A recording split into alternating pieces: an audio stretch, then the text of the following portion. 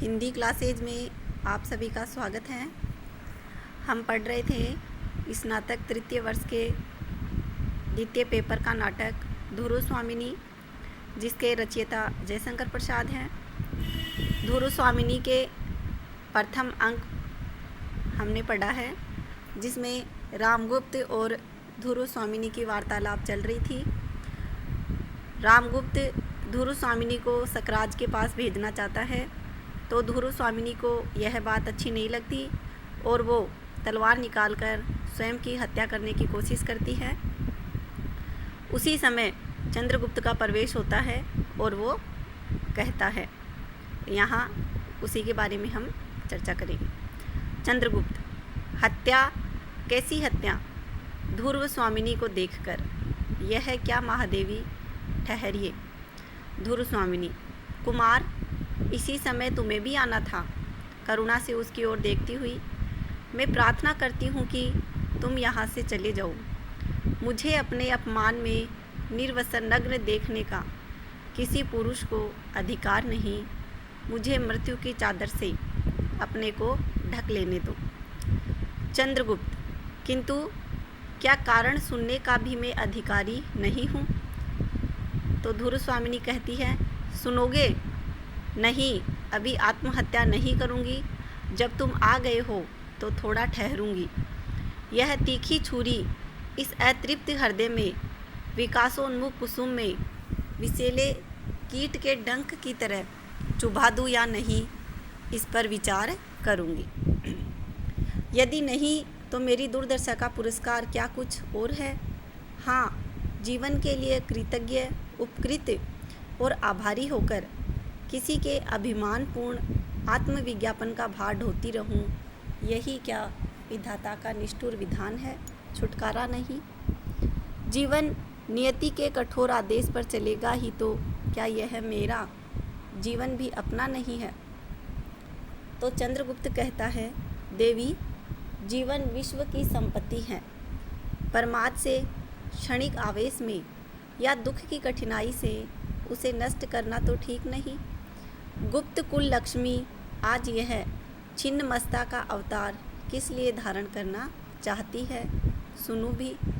तो धुरु स्वामिनी कहती है, नहीं, मैं न मरूंगी, क्योंकि तुम आ गए हो मेरी सेविका के साथ चामर सज्जित अश्व पर चढ़कर। तुम ही उस दिन आए थे न? तुम्हारा विश्वासपूर्ण मुखमंडल मेरे साथ आने में क्यों इतना प्रसन्न था? मैं गुप्त कुल को आदर सहित ले आने के लिए गया था, फिर प्रसन्न क्यों न होता?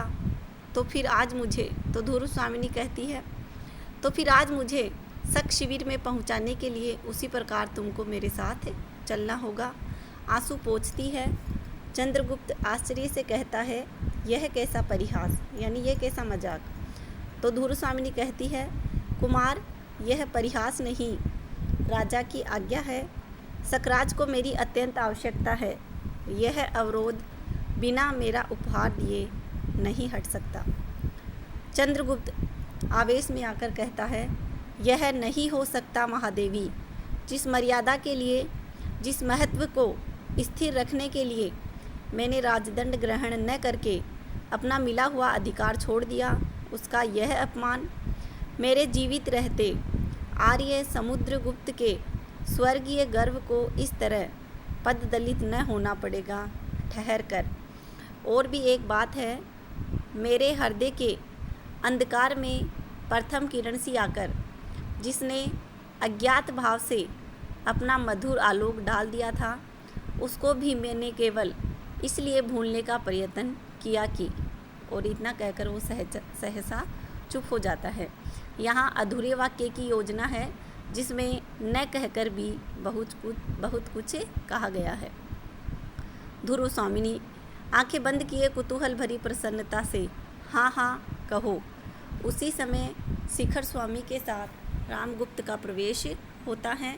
रामगुप्त कहता है, देखो तो कुमार, यह भी कोई बात है? आत्महत्या कितना बड़ा अपराध है। चंद्रगुप्त, और आपसे तो वह भी नहीं करते बनता। तब रामगुप्त शिखर स्वामी से, देखो, कुमार के मन में छिपा हुआ कलश कितना कितना भयानक है। शिखर स्वामी, कुमार, विनय गुप्त कुल का सर्वोत्तम गृह विधान है, उसे न भूलना चाहिए। चंद्रगुप्त व्यंग्य से हंसता हुआ कहता है, अमात्य, तभी तो तुमने व्यवस्था दी है कि महादेवी को देकर भी संधि की जाए। क्यों? यही तो विनय की पराकाष्ठा है। ऐसे विनय प्रवंचकों का आवरण है जिसमें वह शील न हो जो परस्पर सम्मान की घोषणा करता है। का पुरुष आर्य समुद्रगुप्त का सम्मान। यहाँ भी अधूरे वाक्य की योजना है। तो शिखर स्वामी बीच में बात काट कर कहता है, उसके लिए मुझे प्राण दंड दिया जाए, मैं उसे अविचल भाव से ग्रहण करूँगा, परंतु राजा और राष्ट्र की रक्षा होनी चाहिए। उसी समय मंदाकिनी का प्रवेश होता है। मंदाकिनी कहती है, राजा अपने राष्ट्र की रक्षा करने में असमर्थ है, तब भी उस राजा की रक्षा होनी ही चाहिए। अमात्या, यह कैसी व्यवस्था है? तुम मृत्युदंड के लिए उत्सुक, महादेवी आत्महत्या करने के लिए प्रस्तुत, फिर यह हिचक क्यों? एक बार अंतिम बल से परीक्षा कर देखो, बचोगे तो राष्ट्र और सम्मान भी बचेगा, नहीं तो सर्वनाश। चंद्रगुप्त, आहा मंदा, भला तू कहाँ से यह उत्साह भरी बातें कहने के लिए आ गई? ठीक तो है अमात्य, सुनो यह स्त्री क्या कह रही है। तब रामगुप्त कहता है, दुर्भी संधि छल मेरे प्राण लेने का कौशल। चंद्रगुप्त, तब आओ हम लोग स्त्री बन जाएं और बैठकर रोएं। तभी हिजड़ा है उसका प्रवेश होता है। कुमार, स्त्री बनना सहज नहीं है, कुछ दिनों तक मुझसे सीखना होगा। सबका मुँह देखता है और शिखर स्वामी के मुँह पर हाथ फेरता है। तुम नहीं बन सकते, तुम्हारे ऊपर बड़ा कठोर आवरण है। कुमार के समीप जाकर मैं शपथ का खाकर कह सकती हूँ कि यदि मैं अपने हाथों से सजा दूँ तो आपको देखकर महादेवी का भ्रम हो जाए। चंद्रगुप्त उसका कान पकड़कर बाहर कर देता है। धुर स्वामिनी कहती है, उसे छोड़ दो कुमार, यहाँ पर एक वही नपुंसक तो नहीं है, बहुतों से लोगों में किसको किसको निकालोगे। चंद्रगुप्त उसे छोड़कर चिंतित सा ठहरने लगता है और शिखर स्वामी रामगुप्त के कानों में कुछ कहता है। यहाँ धुरु स्वामिनी रामगुप्त और शिखर स्वामी को भी ताना मारती है कि केवल यहाँ पर वो एक ही नपुंसक नहीं है। चंद्रगुप्त अचानक खड़े होकर, अमात्य, तो तुम्हारी ही बात रही। हाँ, उसमें तुम्हारे सहयोगी हिजड़े की भी सम्मति मुझे अच्छी लगी। मैं धुरु स्वामी बनकर अन्य सामंत कुमारों के साथ सकराज के पास जाऊंगा। अगर सफल हुआ तब तो कोई बात नहीं, अन्यथा मेरी मृत्यु के बाद तुम लोग जैसा उचित समझो वैसा करना। तो धुरु स्वामिनी चंद्रगुप्त को अपनी भुजाओं में पकड़कर कहती हैं, नहीं, मैं तुमको नहीं जाने दूंगी। मेरे शुद्र निर्बल नारी जीवन का सम्मान बचाने के लिए इतने बड़े बलिदान की आवश्यकता नहीं। रामगुप्त आश्चर्य और क्रोध से, छोड़ो छोड़ो, यह कैसा अनर्थ, सबके सामने यह कैसी निर्लज्जता। धुरु स्वामिनी कहती है, यह पाप है जो मेरे लिए अपनी बलि दे सकता है, जो मेरे सने अथवा इससे क्या सकराज, क्या मुझे देवी बनाकर भक्ति भाव से मेरी पूजा करेगा। वाह रे लज्जाशील पुरुष। शिखर स्वामी फिर रामगुप्त के कान में कुछ कहता है।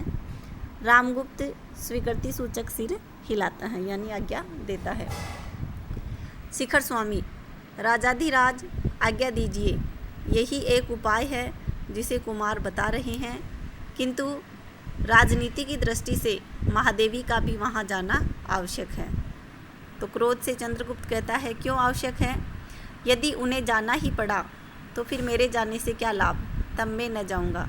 रामगुप्त, नहीं, यह मेरी आज्ञा नहीं है, सामंत कुमारों के साथ जाने के लिए प्रस्तुत हो जाओ। धुरु स्वामिनी, तो कुमार, हम लोगों का चलना निश्चित ही है, अब इसमें विलंब की आवश्यकता नहीं। चंद्रगुप्त का प्रस्थान हो जाता है और धुरु स्वामिनी मंच पर बैठकर रोने लगती हैं। आगे का हम पढ़ेंगे अगले वीडियो में। धन्यवाद।